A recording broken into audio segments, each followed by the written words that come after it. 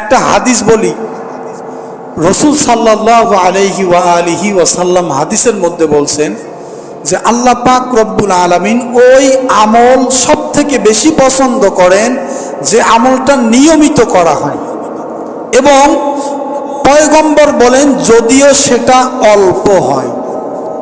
এটা হাদিস। এটা কি হাদিস? ওই যে নুরানি মাদ্রাসার মধ্যে কোরআন শিক্ষা, নুরানি পদ্ধতিতে কোরআন শিক্ষা একটা বই আছে, সেখানে কিছু হাদিস আছে, 65টা হাদিস। তার মধ্যে 50 নাম্বারের পরে হয়তো এই হাদিসটা থাকার সম্ভাবনা বেশি। ছোটবেলায় মুখস্থ করেছিলাম। পয়গম্বর বলছেন আল্লাহ পাক রব্বুল আলামিন ওই আমলকে সব থেকে বেশি পছন্দ করেন যে আমলটা প্রতিদিন করা হয়, পরিমাণে যদিও সেটা কি হয়, অল্প হয়।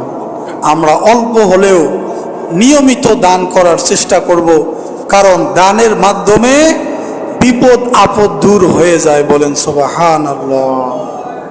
আল্লাহ তাআলা আমাদেরকে বেশি বেশি দান করার তৌফিক দান করুক। বলেন আমিন। আমরা বেশি বেশি দান সদকা করার চেষ্টা করব, কম হোক। ভাই, আমি বলি না যে 100 টাকা দেন, 200 টাকা দেন, 500 টাকা দেন। আপনার সাধ্যে 2 টাকা আছে, আপনি 2 টাকা দেন।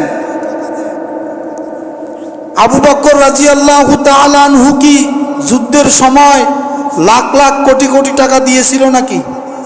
না। উসমান রাদিয়াল্লাহু তাআলা আনহু সম্পদের অর্ধেক দিয়ে দিলেন। আবু বকর রাদিয়াল্লাহু তাআলা আনহু ওই তুলনায় খুবই সামান্য পরিমাণ দিলেন। তারপরেও ওনাকে ডিঙ্গিয়ে কেউ সামনে যাইতে পারে নাই। কেন?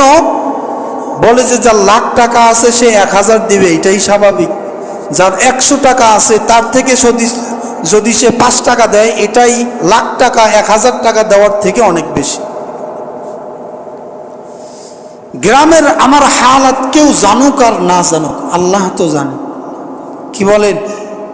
আমার দিলের খবর, আমার অবস্থা গ্রামের মানুষ জানুক আর না জানুক, আল্লাহ তো জানে। গ্রামের মানুষ আমাকে কৃপণ বলুক আর যাই বলুক, তাতে আমার কোনো কিনা যায় আসে না। আমি আমার সাধ্য অনুযায়ী সব সময়